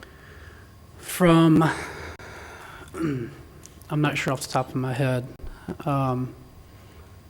It is well back from the setback on the south end of the property. From that east corner, it's turned. Okay, well, hold on a second. Top left, there's a shed up there. Will that remain or will that go away? I'm not going to remove it unless you tell me to. Okay, let's go to the next picture where it shows the proposed, Bert. Next drawing. There we go. Okay. So what's the shed used for? It's storage. The shed was there when we bought the home. It is actually what I found out from the surveyor. It's done illegally. It is. That's kind of why I'm heading Yeah, this direction. it's on a drainage. Right on the line. It is. It's on the line. It too has a front to back slant to where the water goes to my front yard, not onto my neighbor. And it's also considered into drainage easement. We didn't know any of that when we bought the home, but if the city needed to come in there, I would be responsible for basically taking that out and not being able to put it back. Kind of knowing that is why I've got storage on the carport in case I'm left with no storage. Okay.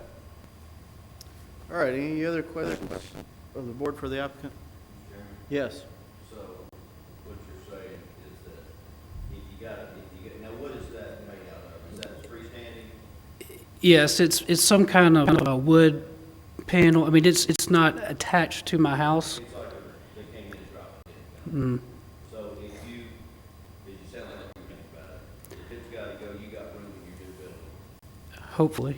Yeah, yeah. Basically, after I'd closed on the house and we started trying to get the survey done, we had to have an existing house plan drawn, which I didn't have, in order for the designer to do the new plans off of.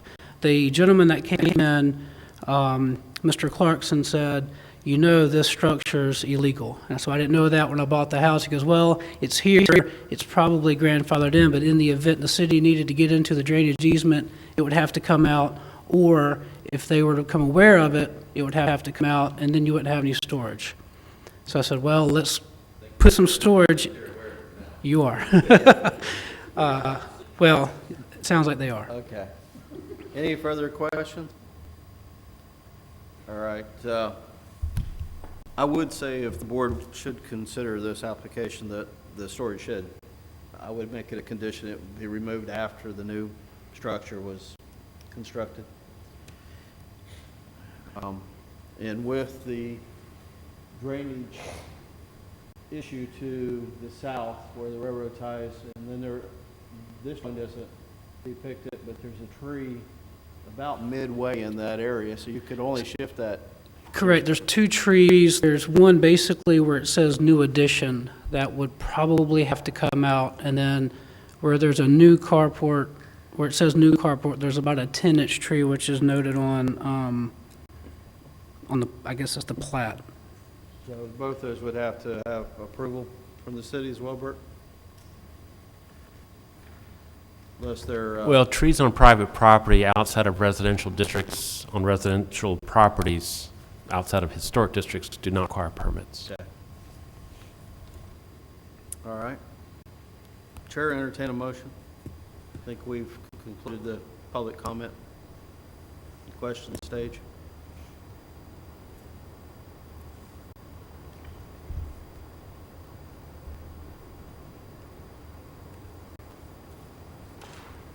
Move for approval, Mr. Chairman.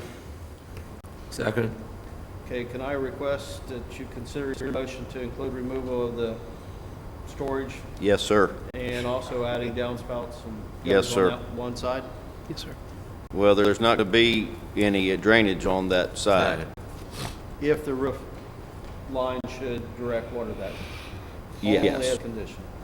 Right. Okay, and I have a second Yes. with that condition? Yes. All right, any further comments? All those in favor of the motion, say aye. Aye. Anyone opposed? Okay, motion carries. Thank you very much. All right, thank you for your patience. Yes, sir. Thank you, bud. All right, 6257. This is 3950 Old Shell Road.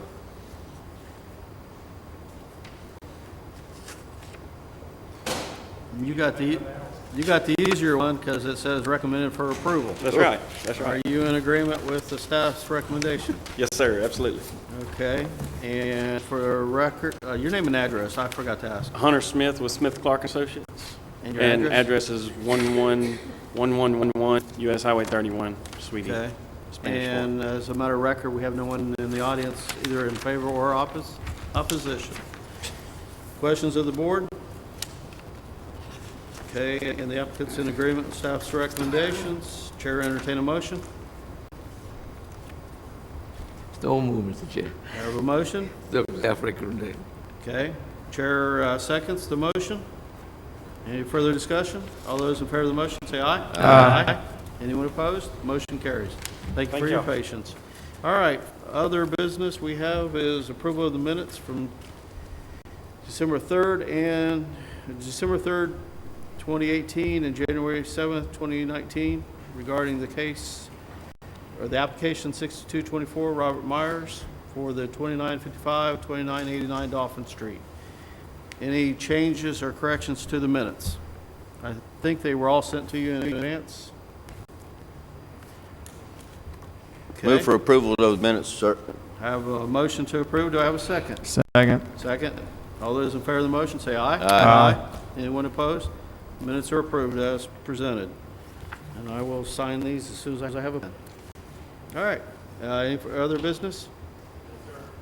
All right. Meeting adjourned.